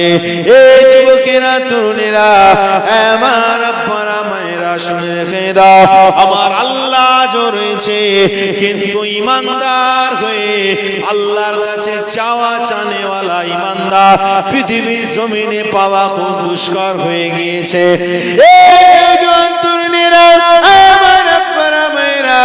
আল্লাহ কোরআন শরীফের মধ্যে জানিয়ে দিলেন, আল্লাহ ফেরেশতারা এসে কি করতে লাগলো? ফাদরিবু ফাকালানা ফাদরিবু মিনহুম কুল্লা বানান। এই যুবকেরা, আমার আল্লাহ পাক আল্লাহর পাকের ফেরেশতারা কি করলো? আসমান থেকে এসে বদরের মাঠে যারা কাফের ছিল বাবা, তাদের গর্দানে এবং তাদের হাড়ে হাড়ে মারলো। কোথায় বাবা? গর্দানে এবং তাদের হাড়ে হাড়ে মারলো। এমন করে কাফের বেঈমানেরা তারা হেরে গেল। 313 জন সাহাবী নিয়ে আমার নবী পাক জয়ী হয়ে গেলেন। আজ নবীর উত্তরসূরিরা কখনো সংখ্যালঘুরা সংখ্যাগরিষ্ঠ দেখে তারা ভয় পায় না, কারণ আল্লাহ সাহায্য চলে আসবে। তুমি দিল থেকে আন্দোলন করো বাবা, অন্তর থেকে আন্দোলন করো বাবা, আমার আল্লাহ পাক অবশ্যই অবশ্যই জয়ী করে দেবেন। জোরে বলুন সুবহানাল্লাহ, আরো জোরে বলুন সুবহানাল্লাহ। বদর শরীফ আল্লাহুম্মা সাল্লি আলা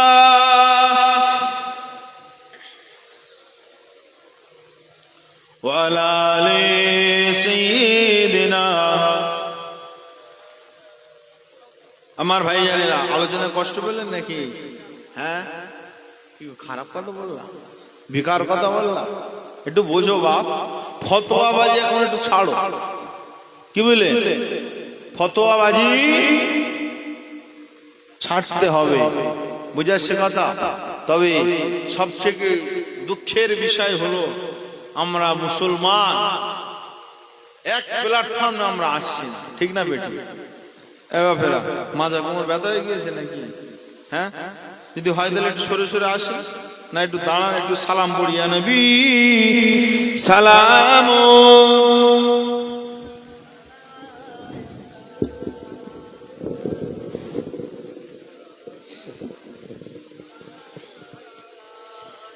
আমিন।